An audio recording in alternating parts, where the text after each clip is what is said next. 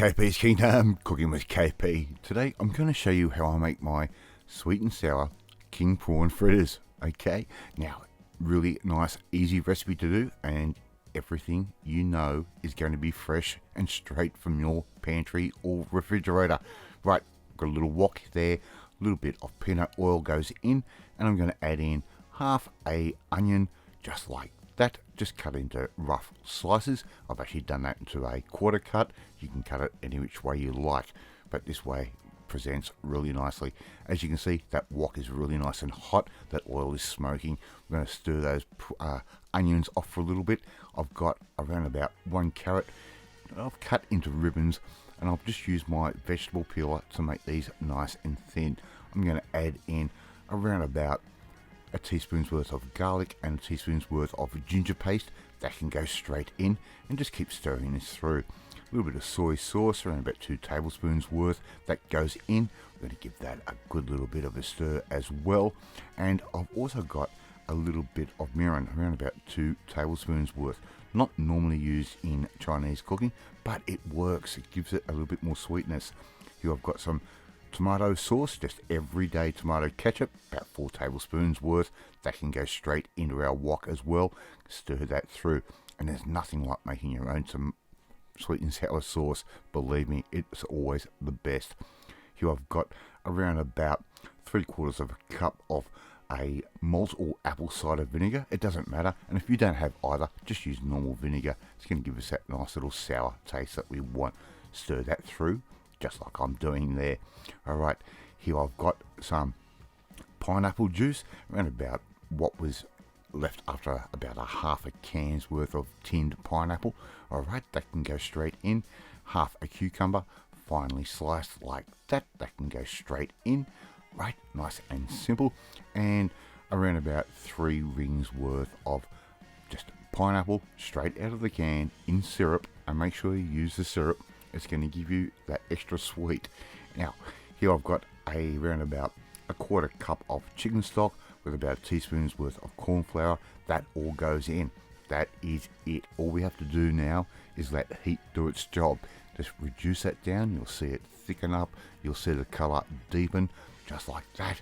And you've got your very own beautiful sweet and sour sauce. Alright, we can actually put that off to the side for a little bit, and we can now start making our batter for our prawns. I've already got about a 1/4 cup of corn flour or cornstarch in there.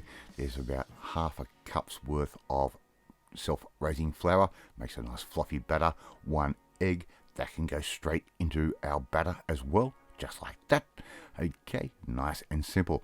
Okay, give that a little bit of a stir like that, and little bit of oil, right? Just vegetable oil, around about, let's say, a tablespoon's worth.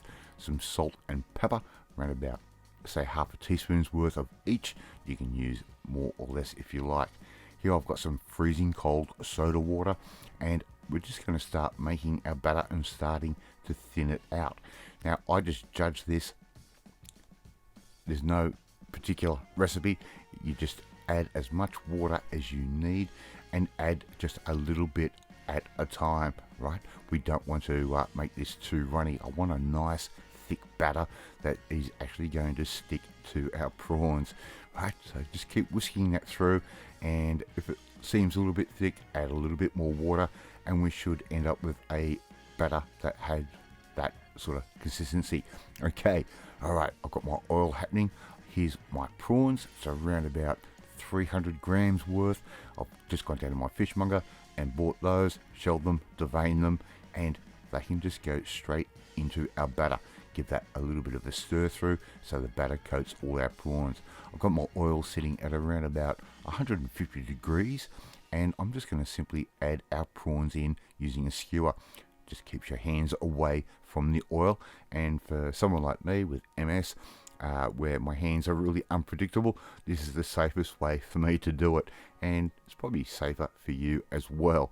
Just give those a little bit of a stir through with your little strainer like that. Make sure the oil hits all surfaces of those prawns, and once they start to float and start to go golden brown, just like that, we can take those out and put that onto some kitchen paper. Alright, and that'll just absorb some of the oil. Now, all we have to do now, after our first batch, is just go again. And we're just going to do another couple of batches of these beautiful king prawns. And if you haven't tried making your own sweet and sour sauce, or tried making your own little prawn fritters like this, wow, it is so easy and it tastes amazing. And even the next day for lunch, wow, it is just great. I'm just going to serve those up with a little bit of rice on a plate like that. Really, really simple. And all we have to do now is get our beautiful sweet and sour sauce with all those vegetables and sprinkle that or pour that straight over the top. How easy is this? I'd love to see you try and make this one at home. Alright, thank you so much for watching this video. Really do appreciate it. If you like this video, hit that like button. Share this video with all your friends on all platforms of social media. We're trying to get the name of KP's Kingdom out there. Hit that. Don't forget to hit that notifications bell. You'll be notified every time a new video goes up. Sorry for my little stutter there.